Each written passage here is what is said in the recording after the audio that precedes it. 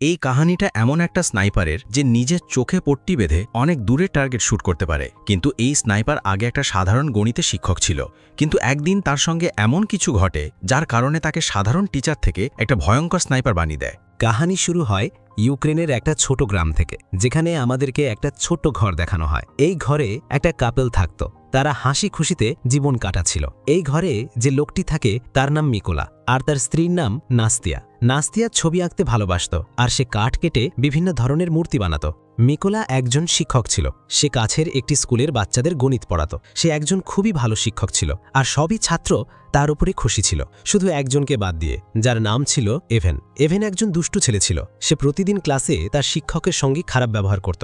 এভেন একটা ধনী বাড়ির ছেলে ছিল, আর মিকোলা একজন গরিব মানুষ ছিল, তাই সে মিকোলার পোশাক এবং চেহারা নিয়ে মজা করত। সে চায় মিকোলা তার খারাপ আচরণের কারণে তার উপরে হাত তুলুক, আর সে মিকোলার ব্যাপারে কমপ্লেন করে তাকে স্কুল থেকে বের করে দেয়। কিন্তু মিকোলা একজন ভদ্র মানুষ ছিল, তাই এভেন যা কিছু করত মিকোলা কিছুই বলতো না। মিকোলার ঘরে কোনো ইলেকট্রনিক ডিভাইস ছিল না, দুনিয়াতে কি চলে সে কিছুই জানে না। একদিন সে যখন স্কুলে ছিল, সে টিভিতে একটা খবর শোনে যে রাশিয়া ইউক্রেনে হামলা করে দিয়েছে, যেখানে ইউক্রেনের অনেক সোলজার মারা গেছে, আর রাশিয়া ইউক্রেনের অনেক জায়গা দখল করে নিয়েছে। সন্ধ্যের সময় বাড়ি ফিরে সে জানতে পারে তার স্ত্রী গর্ভবতী, এখন মিকোলা বাবা হতে চলেছে। এটা শুনে তারা দুজনে খুশিতে সেলিব্রেট করে। পরের দিন মিকোলা তার স্ত্রীকে বাই বলে স্কুলে বাচ্চাদের পড়াতে যেতেছিল।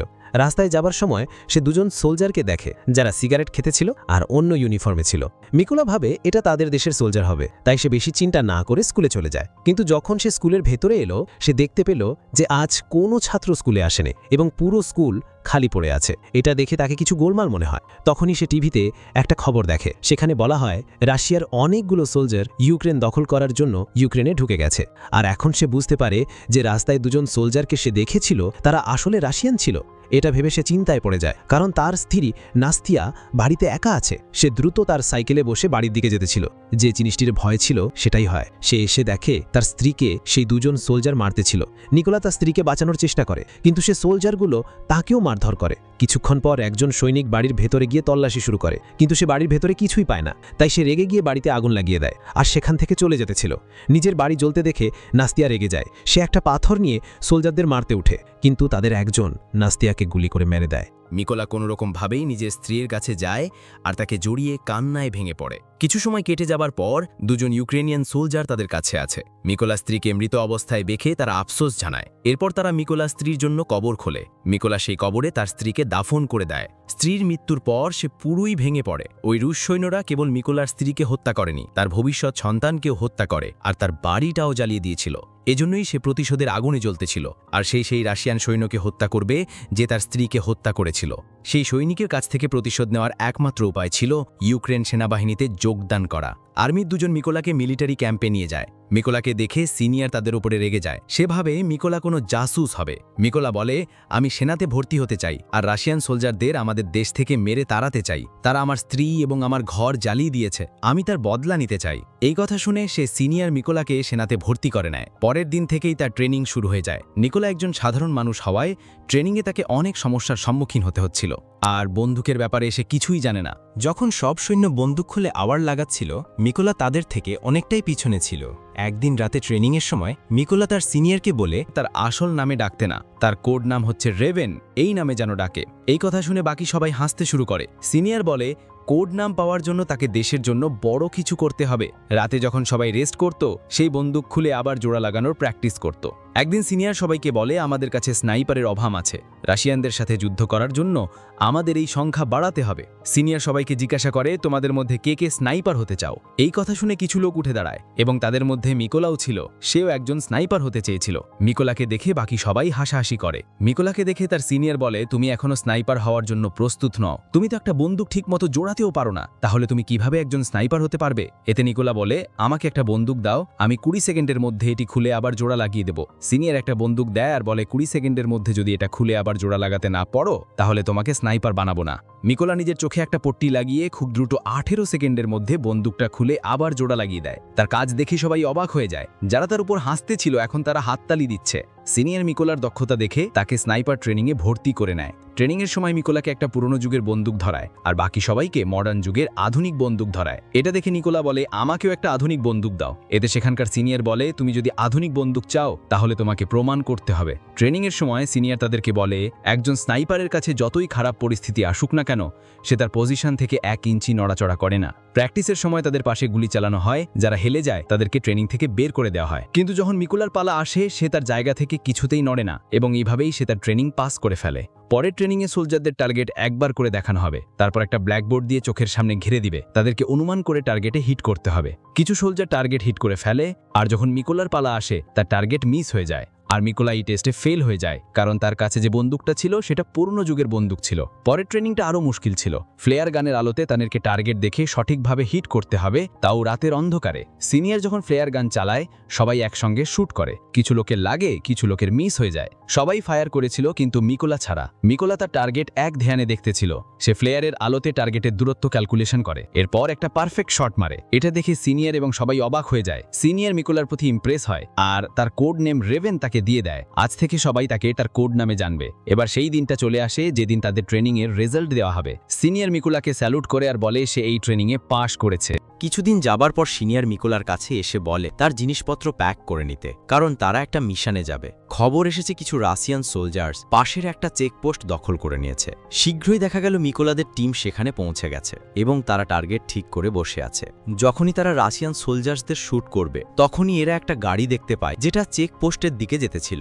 এটা দেখে সিনিয়র সবাইকে শ্যুট করতে না বলে। অন্যদিকে রাশিয়ান সোলজার্সরা গাড়িটা থামায় আর গাড়ির মধ্যে যারা ছিল তাদেরকে বেরোতে বলে। তাদের পাসপোর্ট এবং গাড়িটা ভালোভাবে চেক করে। পাসপোর্ট রাশিয়ান সোলজার্স নিজেদের কাছে রেখে দেয় আর তাদেরকে যেতে বলে। এরা যখন পাসপোর্ট চায়, তো রাশিয়ান সোলজার্স তাদেরকে মারধর করা শুরু করে। এটা দেখে সিনিয়র সবাইকে ফায়ার করার আদেশ দেয়। এক মুহূর্তে তারা রাশিয়ার সবশেষ সোলজারদের মেরে ফেলে আর এইভাবে তাদের প্রথম মিশন কমপ্লিট হয়। মিশন কমপ্লিট হওয়ার পর তারা সবাই ক্যাম্পে ফিরে যায়। ফিরে এসে দেখে তার অনেক সঙ্গী ক্যাম্পে নেই। সে একজনকে জিজ্ঞাসা করে তার বাকি সঙ্গীরা কোথায়। তখন তাকে বলা হয় তার বাকি সঙ্গীদের অন্য একটা মিশনে পাঠানো হয়েছে। পরের দিন তাদের ক্যাম্পে একটা গাড়ি আসে, যার মধ্যে মিকোলার বন্ধুর লাশ ছিল। ওকে মেরেছিল রাশিয়ার সবথেকে ভয়ঙ্কর স্নাইপার শ্রী এমন একটা গুলি ব্যবহার করে, এই গুলিটা কোনো মানুষের শরীরের ভেতরে ঢুকে গিয়ে ফেটে যায়, মানে টুকরো টুকরো হয়ে যায়, আর সেই মানুষটার বেঁচে থাকার সম্ভাবনা 0 হয়ে যায়। এভাবে কয়েকদিন কেটে যায়। মিকোলা তার সঙ্গীদের সঙ্গে আরেকটা অন্য মিশনে বেরিয়ে পড়ে। সেখানে গিয়ে তারা ল্যান্ডমাইন চারিদিকে বিছিয়ে রাখে এবং সবাই লুকিয়ে পড়ে। কিছুক্ষণ পর সেখানে কিছু রাশিয়ান সোলজার্স আসতেছিল।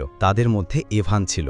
এভান সেই ছেলে যে মিকোলাকে স্কুলে বিরক্ত করত। যখনই তারা ল্যান্ডমাইনের আশেপাশে আসে, সিনিয়র মিকোলাকে ফায়ার করার আদেশ দেয়। মিকোলা একটু চিন্তা করার পর ফায়ার করে। ল্যান্ডমাইন ফাটে এবং এভান সহ সব রাশিয়ান সোলজার মারা যায়। সিনিয়র তাকে জিজ্ঞাসা করে, তুমি কি ভাবতেছিলে? মিকোলা বলে, ওদের মধ্যে একজন আমার স্টুডেন্ট ছিল। সিনিয়র বলে, সে নিজের ইচ্ছায় রাশিয়ান সেনাতে ভর্তি হয়েছে, এতে তোমার কোনো দোষ নেই। এখন সে আমাদের দুশ্মন।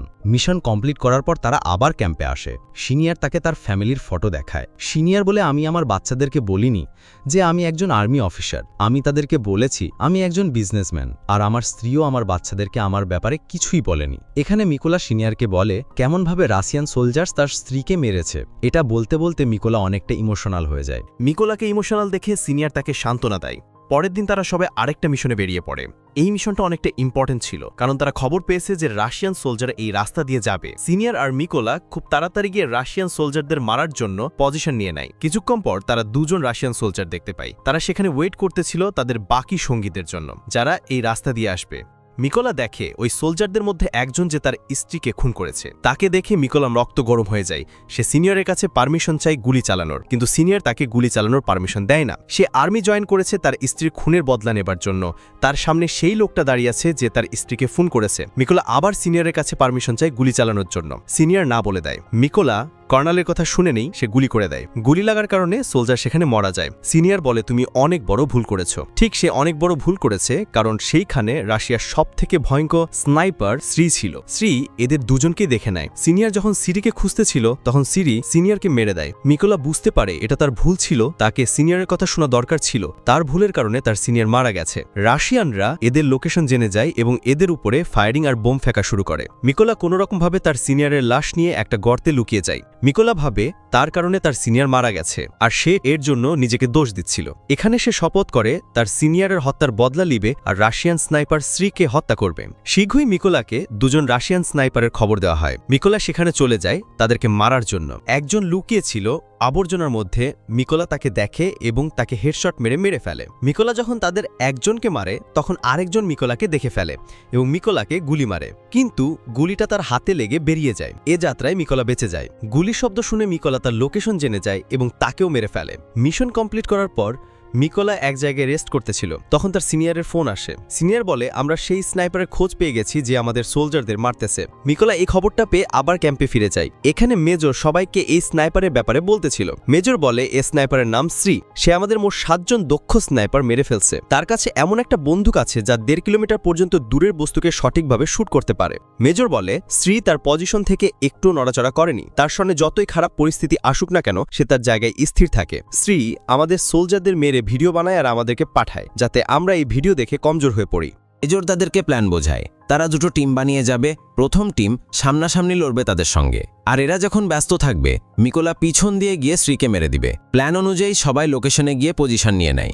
অন্যদিকে মিকোলা পিছন দিক দিয়ে ঢুকতেছিল। সে দেখে দুজন রাশিয়ান সোলজার কথাই মেতেছিল। মিকোলা একটু দেরি না করে তাদের দুজনকে মেরে ফেলে। এরপর তাদের প্ল্যান অনুযায়ী মিকোলা প্রথম টিমকে সিগন্যাল পাঠায়। সিগন্যাল পাওয়ার সঙ্গে সঙ্গে এখানে যত রাশিয়ান সোলজার ছিল এরা একসঙ্গে সবাইকে মেরে দেয়। শ্রী বুঝতে পারে তার বাকি সঙ্গীরা উত্তর দিচ্ছে না, তাই সে যাচাই করার জন্য বিল্ডিং এর ছাদে আছে। বিল্ডিং এর ছাদে তাদের একজন স্নাইপার ছিল। সে দেখে সে মরে পড়ে আছে। এটা দেখে সে ভয় পেয়ে যায়। সে বুঝতে পারে ইউক্রেনীয় সোলজার তাদেরকে চারদিক থেকে ঘিরে নিয়েছে। সে ব্যাকআপের জন্য তাদের ক্যাম্পে ফোন করে। ব্যাকআপ আসতে 10 মিনিট সময় লাগবে, তাই সে আবার তার জায়গায় গিয়ে অবস্থান নেয়। কিন্তু তখনই সে তার সামনে একটি মূর্তি দেখতে পেল। সে যখন বাইরে গেছিল তখন মিকোলা এসে এই মূর্তিটা রেখে গেছিল। সে কিছু বুঝে ওঠার আগে মিকোলা তার উপর আক্রমণ করে দেয় এবং তাকে সেখানে মেরে দেয়। সেখানে আরেকজন স্নাইপার ছিল। সে সবকিছু দেখতেছিল। কিছু করে ওঠার আগে মিকোলা তার দিকে একটা গ্রেনেড ছুড়ে দেয়। গ্রেনেড ফেটে যায়, সেও মারা যায়। কিছুক্ষণ পর শ্রীয়ের ডাকা ব্যাকআপ টিম সেখানে চলে আসে। তারা তো জানে না যে শ্রী মারা গেছে। এরা যখন শ্রীকে ফোন করে অন্যদিকে ফোন ওঠায় মিকোলা। মিকোলা বলে, তোমরা সবাই মরবে। এটা বলেই ড্রাইভারকে গুলি করে মেরে দেয়। বাকি সবাই আওয়াজ শুনে অ্যালার্ট হয়ে যায়। কিন্তু এরা তো জানে না যে ইউক্রেনের স্নাইপার এদের দিকে ঘাত লাগিয়ে বসে আছে। এরা সবাই মিলে রাশিয়ার সোলজারদের মেরে ফেলে। এরপর দেখানো হয় মিকোলা তার স্ত্রীর কবরের পাশে যায়। তার স্ত্রীর কবরের পাশে বসে বলে, আমি সবাইকে মেরে ফেলছি যারা তোমাকে মেরেছিল। তো বন্ধুরা, ভিডিওটা যদি ভালো লাগে তাহলে লাইক করো, আমাদের চ্যানেলটা সাবস্ক্রাইব করো।